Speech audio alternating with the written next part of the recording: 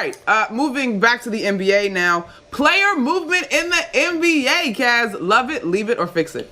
I couldn't love this even more if I could try, man. I mean, listen, the great thing about the NBA and having the best offseason ever is because there's always free agents. There's always time for people to move. There's always an opportunity to shake up the entire league every single season.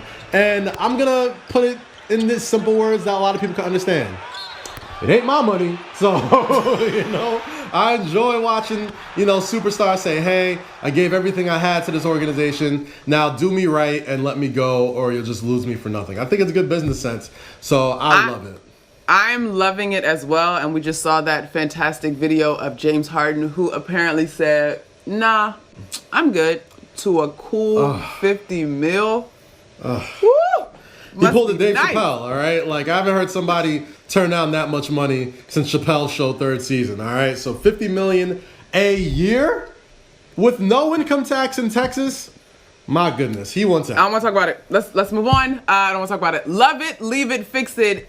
Play-in tournament for the playoffs for seeds 7 through 10. We got a glimpse of it this past year in the bubble. Portland, remember, knocking off the Grizzlies to earn a spot in the playoffs. I don't know how much of that was because of the condensed season and the unusual circumstances, or are we going to try to see this for real?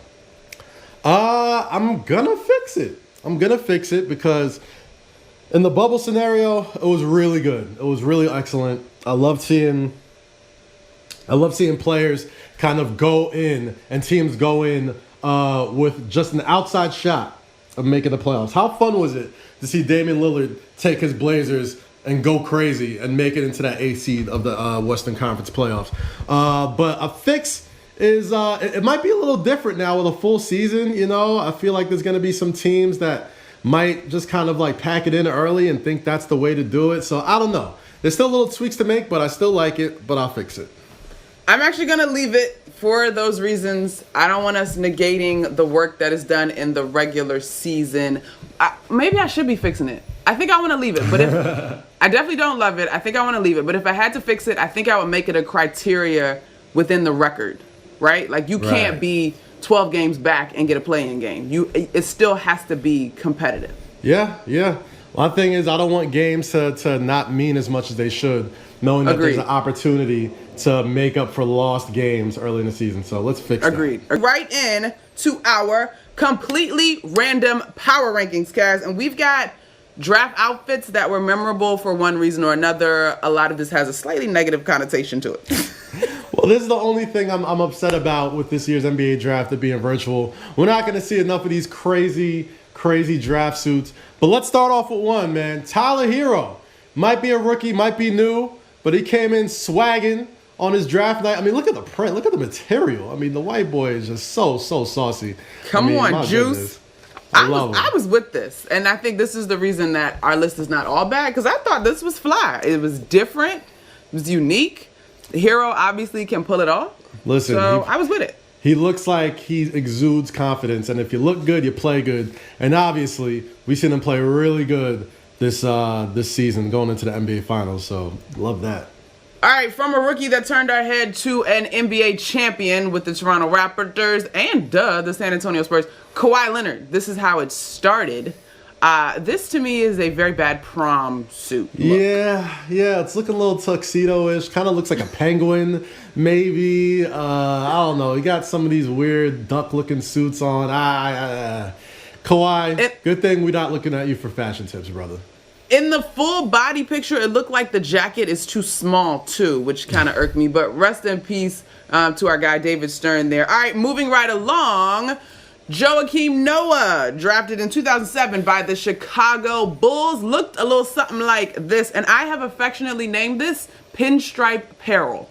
Listen, this is one of my favorite draft photos of all time. The cheese, the afro, the two peace signs in the air. Shout out to Joakim Noah, a New York resident, you know what I mean? So always got love for him. I think he killed this look, man. This is a great look. Great look for Joakim. Are you serious? I liked it. Okay. It speaks to his personality. And confidence. Okay, all right, sure. We're going back in the time machine. Jaylen Rose. 1994, Jaylen Rose in the crimson. More pinstripes. You know, as much as I love this, I don't want to say anything negative about the hairline god himself, Jaylen Rose.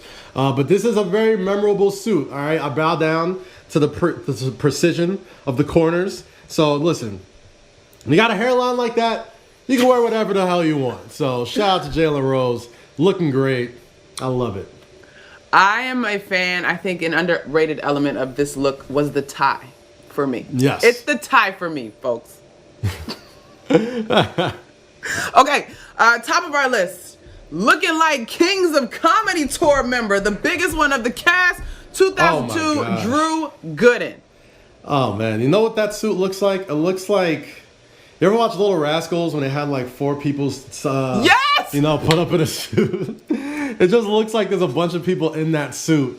And as soon as he zips it down, 3 little people are going to walk out of it. So, I mean, good for you, Drew Gooden, man. You rocked it with confidence. The early 2000s were a very strange time. Very, very strange time. So